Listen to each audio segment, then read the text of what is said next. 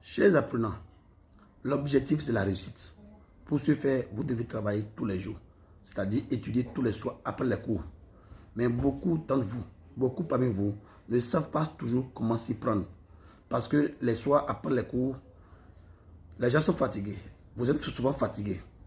Les gens se disent, je vais apprendre telle matière, mais finalement, on n'y arrive pas parce qu'on veut au même moment apprendre toutes les matières, parce qu'on n'est pas planifié.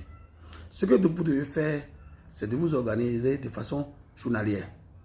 Si vous rentrez à la maison entre 18h et 19h, vous devez prendre 1 heure de pause. Oui, je dis bien 1 heure de pause.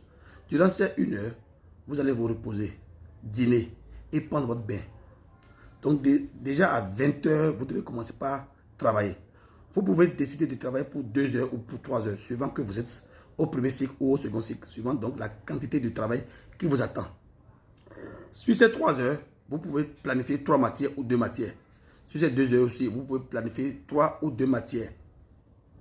Si vous êtes au second cycle et vous planifiez de faire 3 matières par exemple, et si vous êtes dans une classe de terminale ou de première scientifique, C ou D, vous pouvez choisir un soir de faire d'abord 30 minutes d'histoire géo. Oui, 30 minutes d'histoire géo. Ensuite, 2 heures de mathématiques. Oui, 2 heures de mathématiques. Et après, 30 minutes d'anglais. Et là, vous aurez à vous concentrer sur votre cahier d'histoire géo durant 30 minutes d'affilée.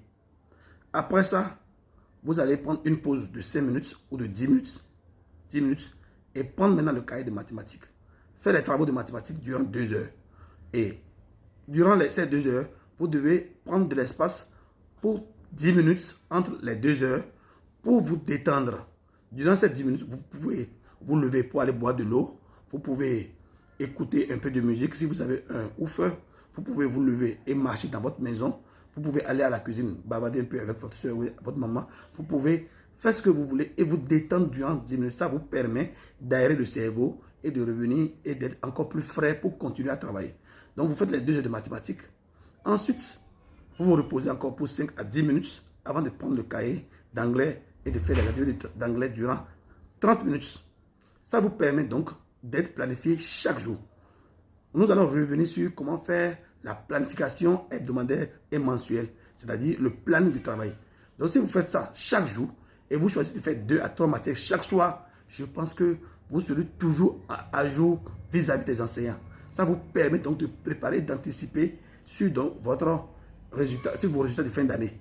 C'est pour ça que je vous exhorte à vous planifier, à savoir que chaque soir, vous devez faire telle ou telle matière et savoir le temps que vous devez réserver à chaque matière. Ça vous permet d'avoir de bons résultats. Et surtout ceux qui vont à l'examen, ça va leur permettre donc de faire déjà par anticipation les révisions. C'est une manière de travailler qui nous permet d'avoir de bons résultats. C'est votre coach César Mounete.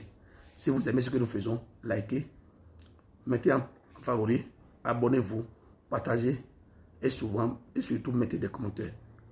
Je vous remercie.